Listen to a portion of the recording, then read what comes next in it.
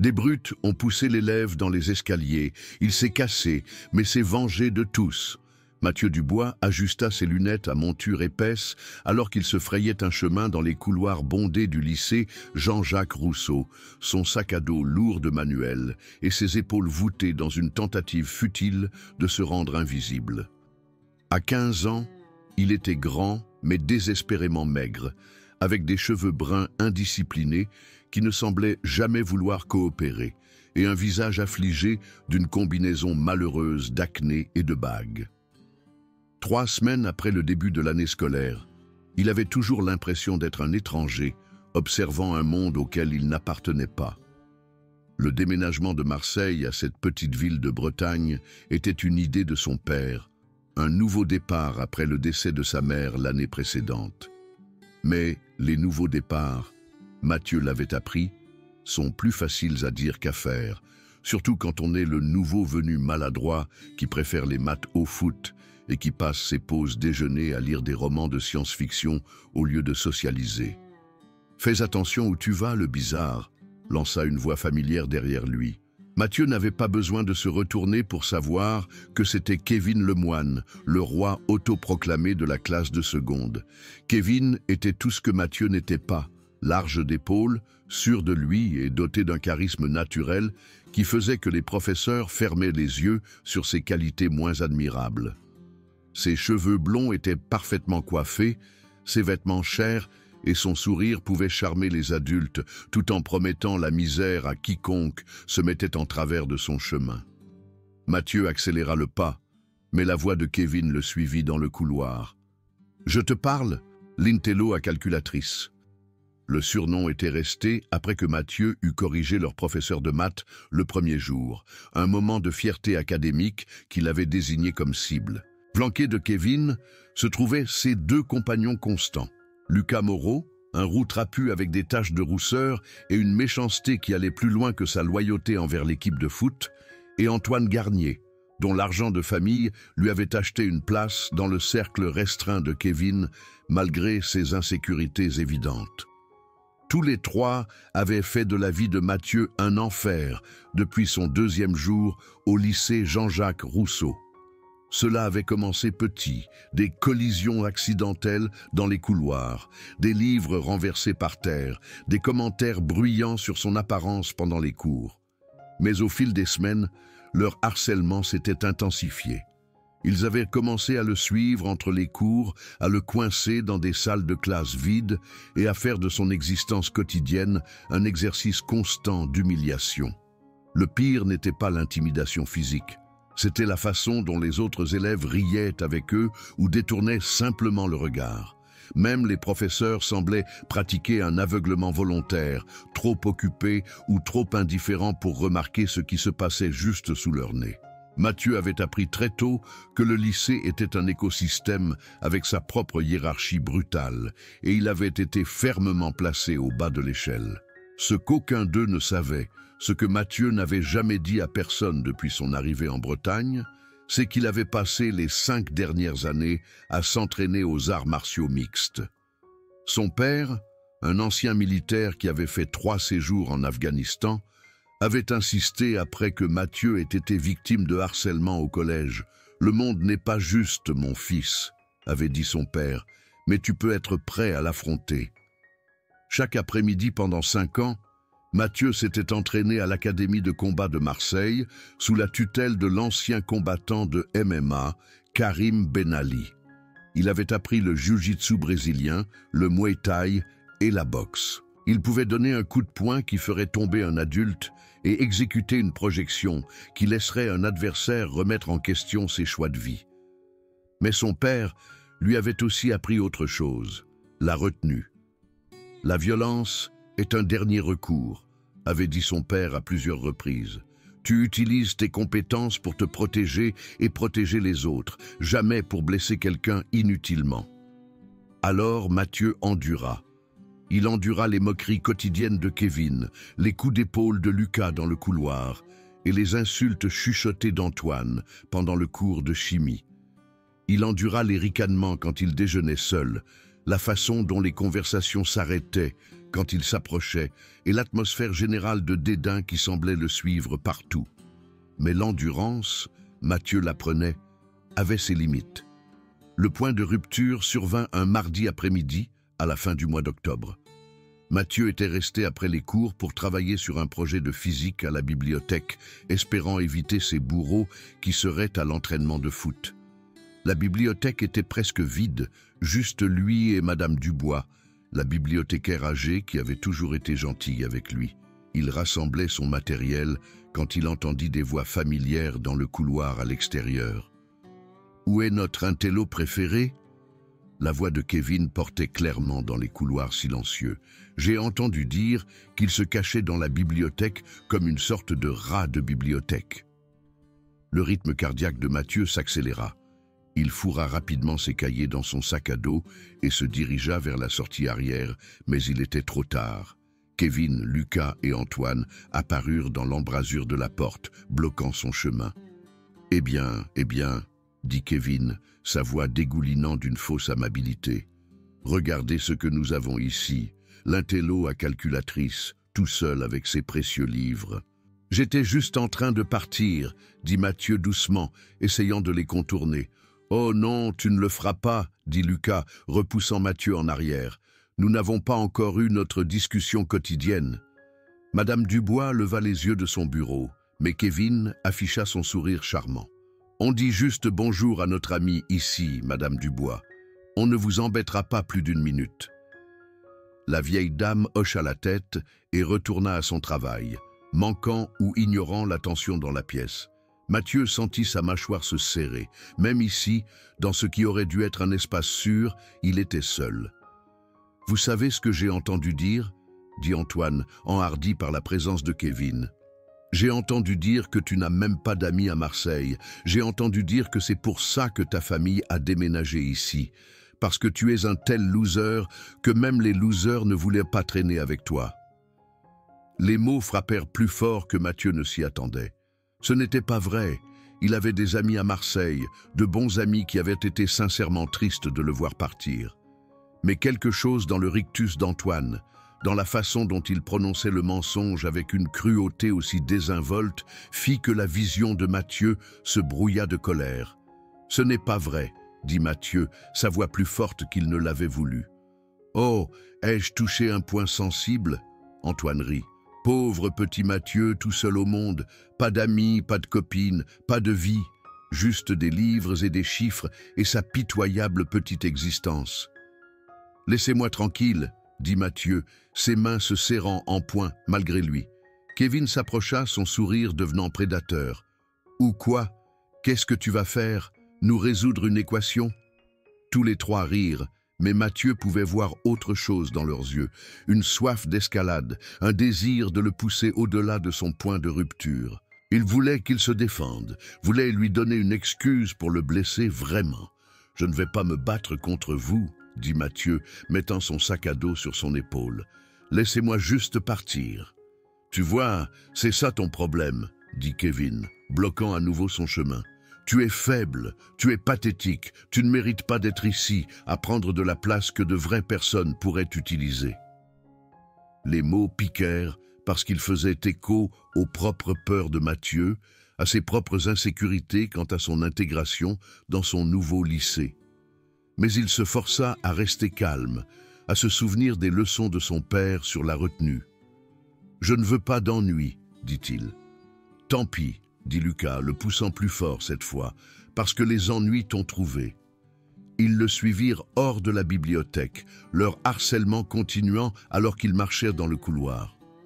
Les autres élèves étaient partis pour la journée, laissant les couloirs vides, à l'exception d'eux quatre. Le cœur de Mathieu battait à tout rompre, mais il continua à marcher, espérant qu'ils finiraient par s'ennuyer et le laisser tranquille. Ils ne le firent pas. « Vous savez ce que je pense ?» dit Kevin, sa voix devenant plus méchante. « Je pense que tu n'es pas seulement un loser, je pense que tu es un lâche.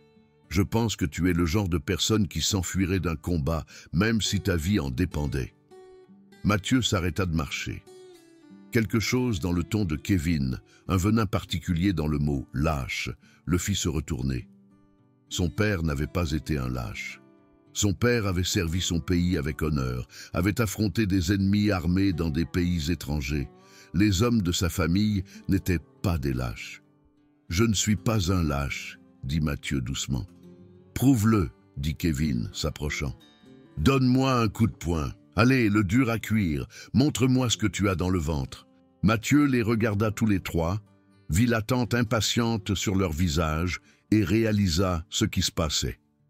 Il voulait qu'il donne le premier coup de poing pour pouvoir invoquer la légitime défense quand il le tabasserait à mort. C'était un piège, et il n'allait pas tomber dedans. « Je ne vais pas vous frapper, » dit Mathieu se retournant. « C'est ce que je pensais, » dit Kevin.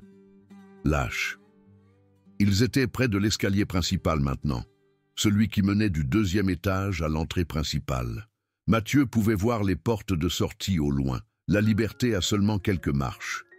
Il commença à descendre, prenant les marches deux par deux, désireux de mettre de la distance entre lui et ses bourreaux. C'est alors que cela arriva.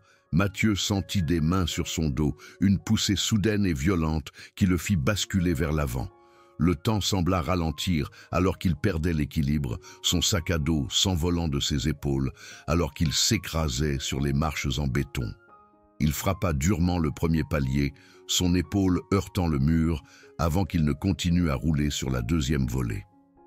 Quand il s'arrêta finalement en bas, Mathieu resta là un moment, étourdi et désorienté. Ses lunettes avaient disparu, sa vision floue. Une douleur lui transperçait l'épaule et les côtes, et il pouvait sentir le goût du sang dans sa bouche, là où il s'était mordu la langue. Ses manuels étaient éparpillés sur le sol, les pages déchirées et les couvertures pliées. Au-dessus de lui, il pouvait entendre Kevin, Lucas et Antoine rire. « Oups !» lança Kevin d'un ton moqueur. « On dirait que l'intello à calculatrice a trébuché, comme c'est maladroit de sa part. » « Peut-être que la prochaine fois, il fera attention où il va, » ajouta Lucas. Mathieu se redressa sur ses mains et ses genoux, cherchant ses lunettes. Son épaule hurla de protestation, mais rien ne semblait cassé. Il trouva ses lunettes à proximité, un verre fêlé mais toujours fonctionnel, et les remit sur son visage. Le monde revint au point, et avec lui, une clarté qui avait manqué pendant des semaines. Ils avaient franchi une ligne. Ce n'était plus seulement du harcèlement. Il l'avait agressé physiquement, aurait pu le blesser gravement. Et ils se tenaient en haut des escaliers, en riant comme si c'était la chose la plus drôle qu'ils aient jamais vue. Mathieu se leva lentement, testant son équilibre. La douleur à son épaule était gérable, et ses côtes étaient douloureuses, mais pas cassées. Il leva les yeux vers les trois visages qui le regardaient et sentit quelque chose de fondamental changer à l'intérieur de sa poitrine. « Tu vas bien en bas, l'intello à calculatrice ?» appela Kevin. « Tu as besoin d'aide pour te relever ?» Mathieu ne répondit pas. Au lieu de cela, il commença à monter les escaliers, se déplaçant avec une grâce fluide qui n'avait pas été là auparavant. Sa posture avait changé, ses épaules étaient en arrière, sa colonne vertébrale droite, ses mouvements contrôlés et intentionnels. « Oh, regardez !» dit Antoine nerveusement. Je crois qu'on a blessé ses sentiments. Mais Kevin fronçait les sourcils maintenant, quelque chose dans le comportement de Mathieu déclenchant un instinct qu'il ne pouvait pas tout à fait nommer. « Hé, je te parle, le bizarre. Tu ferais mieux de ne pas penser à faire quelque chose de stupide. » Mathieu atteignit le haut des escaliers et se tint face à eux. Quand il parla, sa voix était calme, presque conversationnelle. « Vous m'avez poussé dans les escaliers. »« Prouve-le, » dit Kevin, mais il y avait moins de confiance dans sa voix maintenant. « Je n'ai pas besoin de le prouver, » dit Mathieu. « Je le sais, vous le savez. Et maintenant, vous allez apprendre quelque chose sur les conséquences. » Lucas s'avança, décidant apparemment de mettre fin à cela avant que cela ne puisse dégénérer. « Écoute, petit. » Mathieu bougea plus vite qu'aucun d'eux ne s'y attendait. 5 années d'entraînement lui avaient appris à reconnaître les signes révélateurs de quelqu'un qui s'apprêtait à donner un coup de poing. Le léger déplacement du poids, le recul de l'épaule, le mouvement télégraphié qui précédait la plupart des tentatives de combat amateurs. La main droite de Lucas était encore en train d'avancer quand Mathieu se glissa sur le côté, attrapa le poignet et utilisa l'élan de Lucas lui-même pour l'envoyer tournoyer contre le mur. Le roux frappa durement le béton et glissa vers le bas, étourdi et haletant. Les yeux d'Antoine s'écarquillèrent.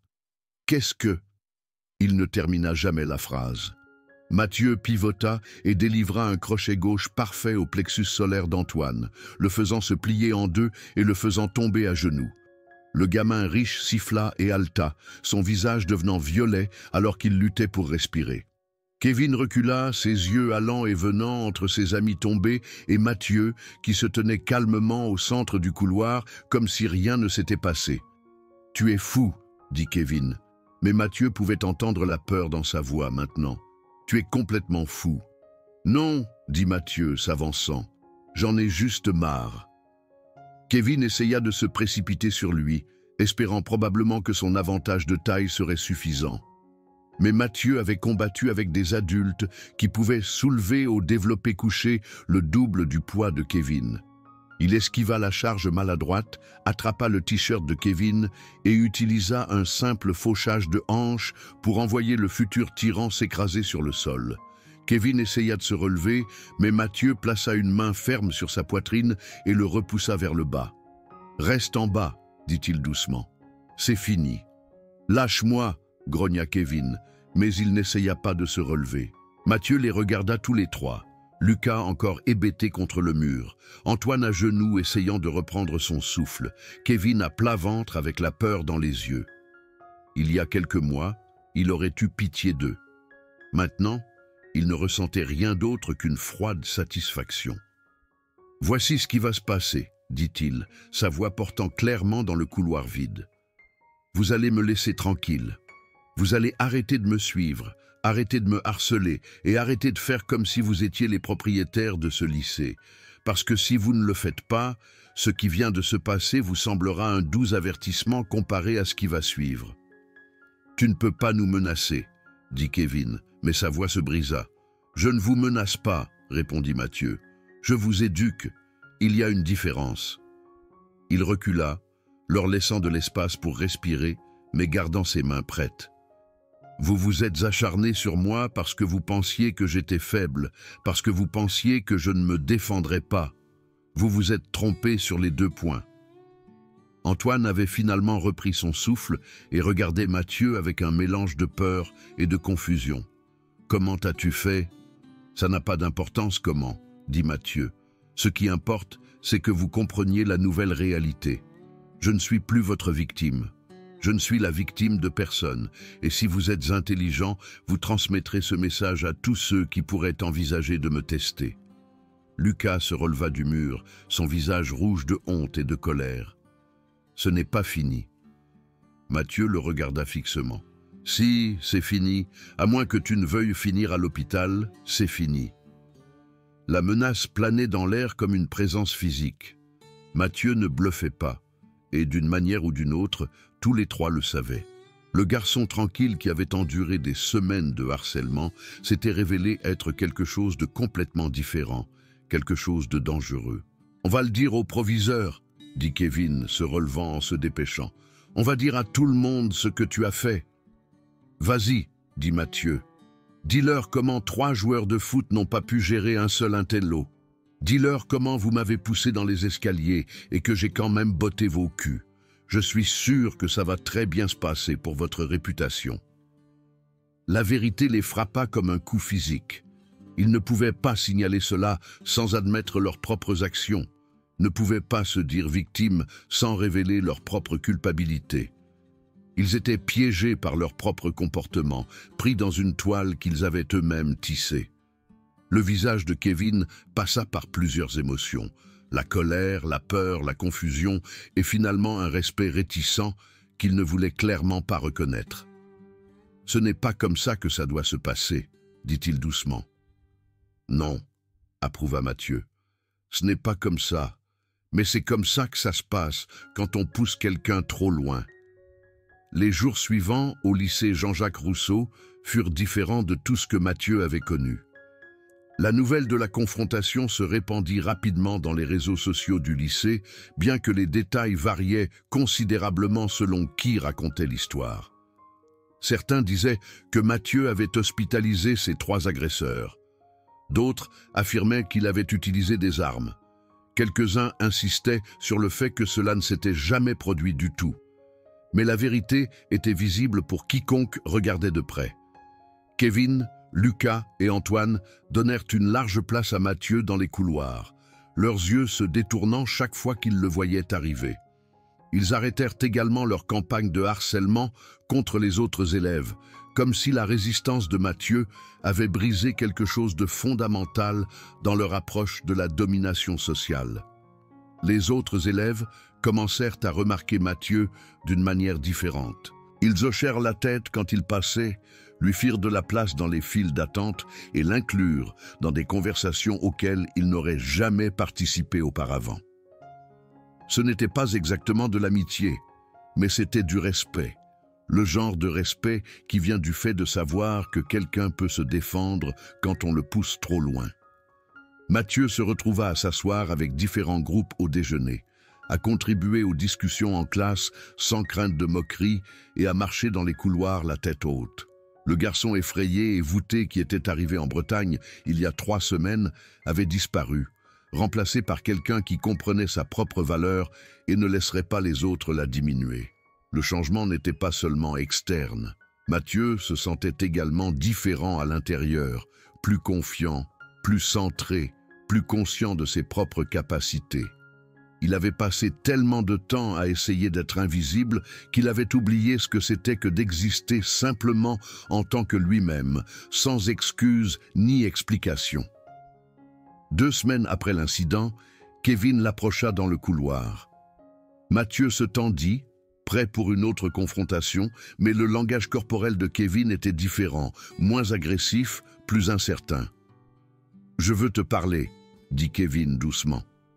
Mathieu étudia son visage, cherchant des signes de tromperie ou de malice.